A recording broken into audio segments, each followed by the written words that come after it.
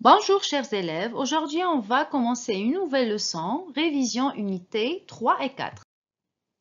Objectif 1, identifier des différents magasins dans une ville. Lisons la consigne, complétée par le nom du magasin qui correspond. La première phrase, la maman achète des médicaments pour son bébé.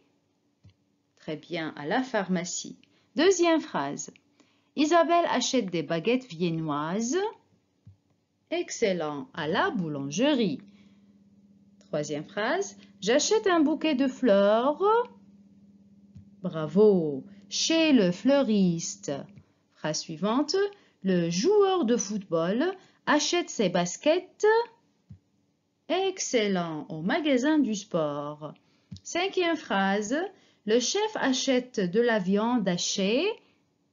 Bravo, à la boucherie. Et la dernière phrase, maman adore les langoustes, elle achète les fruits de mer. Très bien, à la poissonnerie. Objectif 2. Manipuler l'usage des articles définis et leur accord. Je lis la question. Complétez les phrases suivantes par les articles définis. Donc, vous voyez le tableau, le au masculin, la au féminin, l'apostrophe lorsqu'il s'agit d'une voyelle et les au pluriel. Première phrase. Pierre a cassé guitare classique de son cousin. Très bien, c'est l'article la guitare. Très bien. Deuxième phrase. Donne-moi pain s'il te plaît. Quel article? Excellent. Le pain. Très bien. Ma mère adore chocolat noir.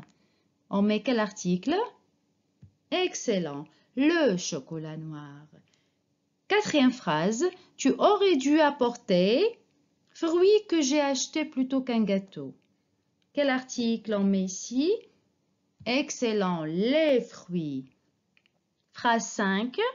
Bernard est l'élève le plus bavard dans la classe. Oui, bravo. L'élève le plus bavard dans la classe. Très bien. Sixième phrase et dernière phrase. Je préfère voiture noire plutôt que la grise. Qu'en penses-tu? Excellent, la voiture. Passons à l'objectif 3. Manipuler l'usage des articles indéfinis et leur accord. Lisons la consigne. Complétez les phrases suivantes par les articles indéfinis. Voyez les phrases et le tableau des articles. Un au masculin singulier, une au féminin singulier, des au pluriel. Je lis la première phrase. Il n'y a pas livre sur la table. Quel article on met ici? Excellent. Des livres. Deuxième phrase. Tu es élève sérieux. Quel article? Bravo. Un élève sérieux. J'ai sœur qui s'appelle Rose. On met quel article? Très bien. Une sœur qui s'appelle Rose. Gérard trouve chienne fox terrier abandonnée dans le parc du quartier. On met quel article? Excellent, une chienne. Cinquième phrase, les randonneurs ramassent châtaignes dans la forêt. On met l'article, bravo, des châtaignes. Très bien. Et dernière phrase, la jeune maman offre joli cadeau pour sa fille. L'article, un joli cadeau pour sa fille. Très bien. Excellent.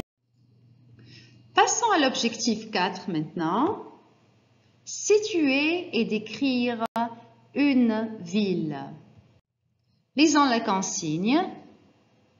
Lisez attentivement le texte. Donc, on va lire le texte attentivement. Je commence. Nantes, c'est une ville tranquille. Il y a des jardins et des parcs près du fleuve. de petites rues où on se promène à pied ou à vélo et elle est à 40 km de l'océan Atlantique. C'est une ville pour la famille. Elle est une petite ville, mais internationale. Et dans le centre, il y a des cafés et des restaurants où on parle chinois, grec ou turc. Donc, voici le texte. C'est un passage descriptif de la ville de Nantes. Passons aux questions de compréhension. Lisons la consigne. Répondre aux questions de compréhension suivantes. Première question. La ville de Nantes est-elle dynamique ou tranquille? Qui peut répondre à cette question? Oui, excellent. La ville de Nantes est tranquille. Très bien. Deuxième question. La ville de Nantes est une grande ou petite ville? Est-ce qu'elle est grande ou petite? Oui, j'entends la réponse. Bravo. Nantes est une petite ville. Très bien. On passe à la troisième question. Où se situe la ville de Nantes? Où se situe la ville de Nantes? Vous allez trouver la réponse dans le texte. Très bien. Nantes est à 40 km de l'océan Atlantique. Quatrième question. Est-ce que la ville de Nantes est internationale ou réservée? Dites pourquoi. Donc ici, on va justifier pourquoi. D'accord? Oui, réfléchissez. J'entends la réponse. Bravo.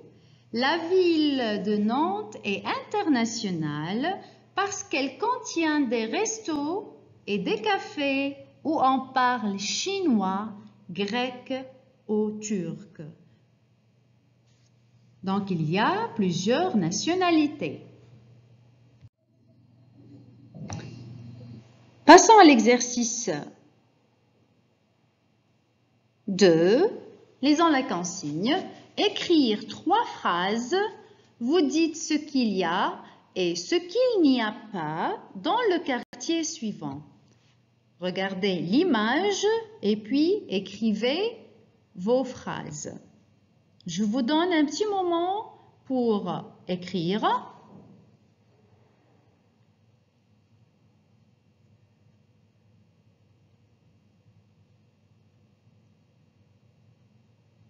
Qui est prêt? Oui. Très bien. Dans ce quartier, il y a une banque. Très bien. Donc, on vérifie l'image. Est-ce qu'il y a une banque? Oui, voici la banque. Donc, on dit, dans ce quartier, il y a une banque. Donnez-moi une autre phrase. Oui, j'écoute. Très bien. Dans ce quartier, il y a un restaurant. Excellent. Dans ce quartier, il y a un restaurant. Maintenant, donnez-moi une phrase avec la négation. Ce qu'il n'y a pas. Dites ce qu'il n'y a pas dans ce quartier. Oui, j'entends la réponse. Bravo. Dans ce quartier, il n'y a pas une école.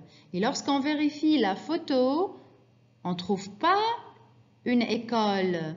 Oui, très bien. Donc, dans ce quartier, il n'y a pas une école. Très bien.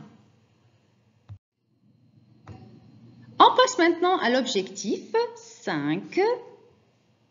Situer et indiquer un lieu. Lisons la consigne.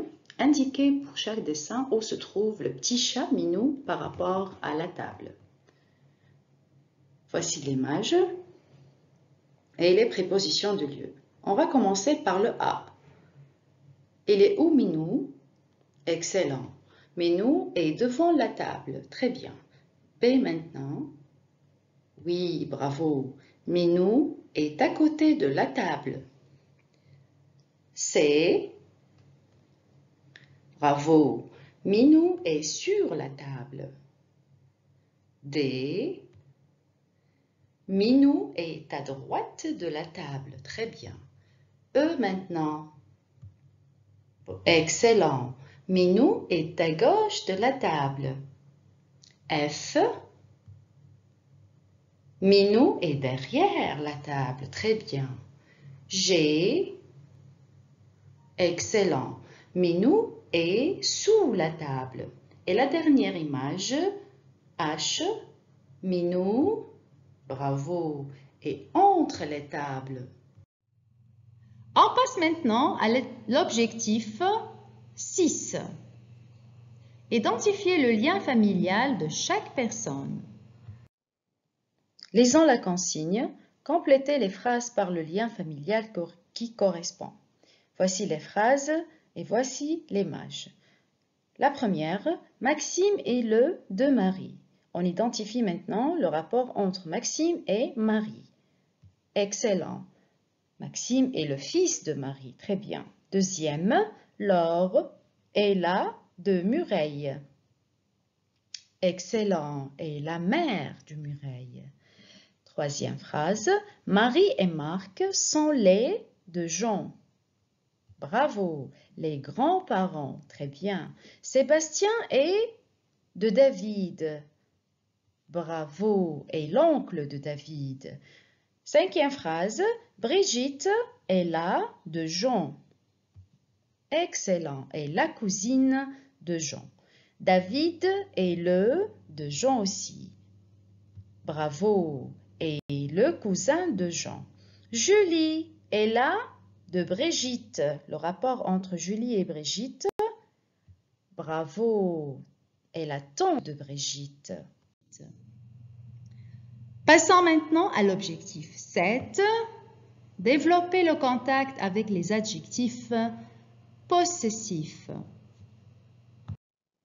Je lis la consigne. Complétez avec les adjectifs possessifs.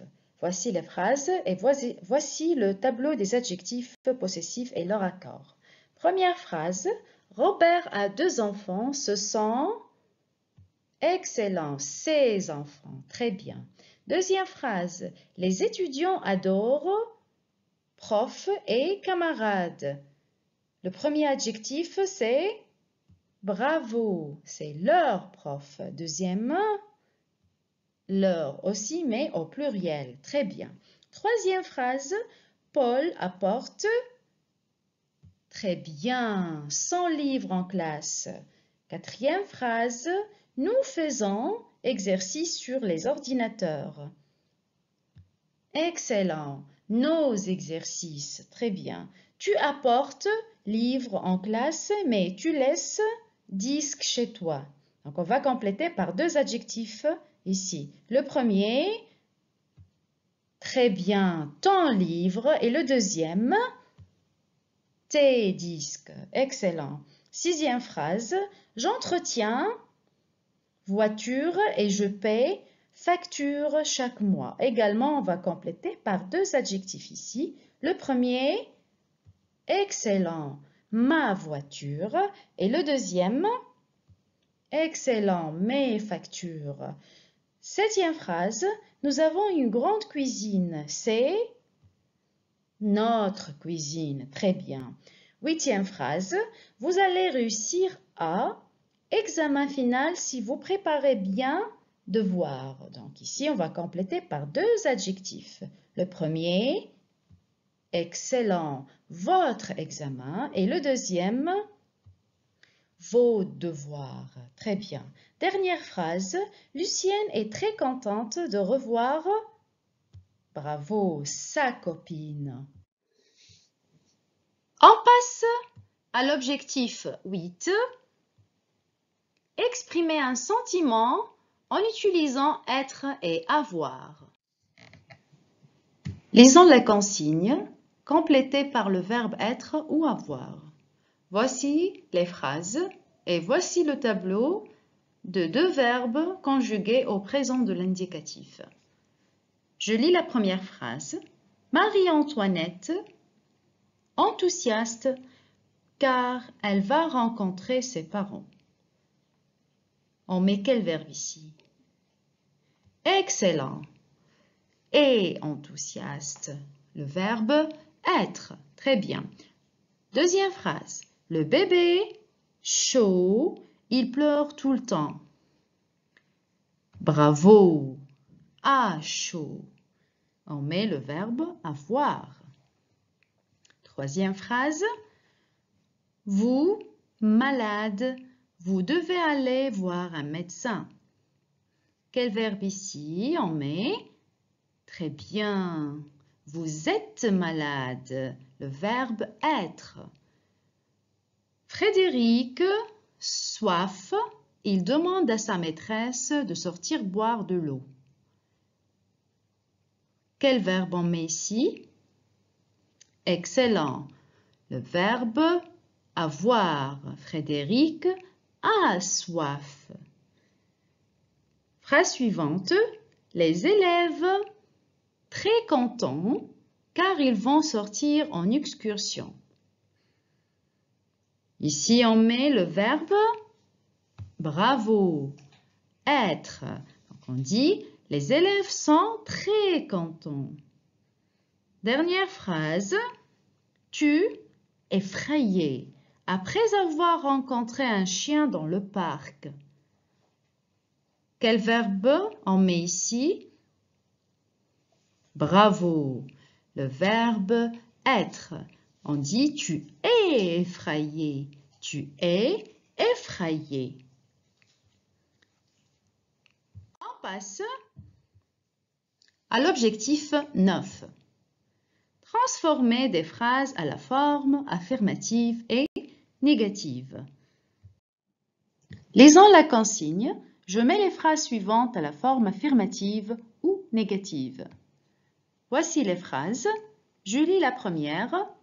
Les enfants aiment le chocolat. Il s'agit d'une phrase à la forme affirmative. On va la transformer en une phrase négative. Donc, comment on dit ici? Excellent. Les enfants n'aiment pas le chocolat. Deuxième phrase. La jeune fille préfère la cuisine française. Il s'agit d'une phrase, oui, bravo, une phrase à la forme affirmative. On va la transformer à la forme négative. On dit, oui, excellent. La jeune fille ne préfère pas la cuisine française. Phrase suivante. Chloé n'aime pas les mathématiques. Donc, il s'agit d'une phrase comment? Une phrase négative. Très bien, parce qu'il s'agit d'une phrase négative. Très bien. Donc, on va la transformer en une phrase affirmative.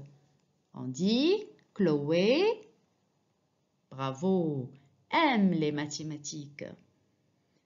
Dernière phrase. Vous êtes en vacances, vous n'aimez pas sortir ailleurs. Donc ici, il s'agit d'une phrase affirmative ou négative? Excellent, c'est une phrase négative parce qu'il y a la négation n'aime, vous n'aimez pas sortir ailleurs. Très bien. Donc on va la transformer à la forme affirmative. On dit, vous êtes en vacances, vous, bravo. Vous aimez sortir ailleurs. Excellent. On passe à l'objectif 10. D'écrire une phrase en manipulant l'accord des adjectifs de couleur. Lisons la consigne. Identifiez chaque personne à travers sa description. Vous voyez les personnes et vous voyez leur description. On va commencer par la première de Julie. Julie a un visage triangulaire et un petit nez, ses yeux sont verts et ses cheveux sont bruns. Elle a de fines lèvres. Qui peut me dire où est Julie? Excellent. Donc, la deuxième personne, c'est Julie. On passe à celle de Jean. On va voir la description de Jean. Jean a les cheveux roux foncés et les yeux bleus. Il a un large nez. Il porte une barbe et une moustache. Qui peut me dire où est Jean? Oui, j'entends la réponse. Excellent, voici Jean. On passe à Lumi maintenant. Lumi a la peau foncée, ses yeux sont clairs et ses cheveux sont noirs. Où est Lumi? Bravo, voici Lumi. Maintenant, on passe à Caroline. A un visage rond et jovial. Elle a de petits yeux noirs. Ses cheveux sont roux et elle a des couettes. Qui peut me dire où est Caroline? Excellent, voici Caroline. On passe à Claire. Claire a un nez pointu et porte des lunettes. Ses cheveux sont courts. Elle porte des boucles d'oreilles. Où est Claire? Excellent, voici c'est Claire. On passe à Lucie maintenant. Lucie a de longs cheveux blonds et lisses. Elle a de grands yeux noisettes. Ses lèvres sont pulpeuses. Où est Lucie? Très bien, voici Lucie. Maintenant, on passe à Georges. Georges porte des lunettes et a une barbe et une moustache. Ses cheveux sont bruns. Où est Georges? Excellent, voici Georges. Et la dernière personne, c'est Hervé. A les yeux bleus et un nez crochu. Il est pratiquement chauve. Où est Hervé? Donc, c'est facile. La dernière personne, voici, c'est Hervé. Merci, chers élèves, pour votre attention et au revoir.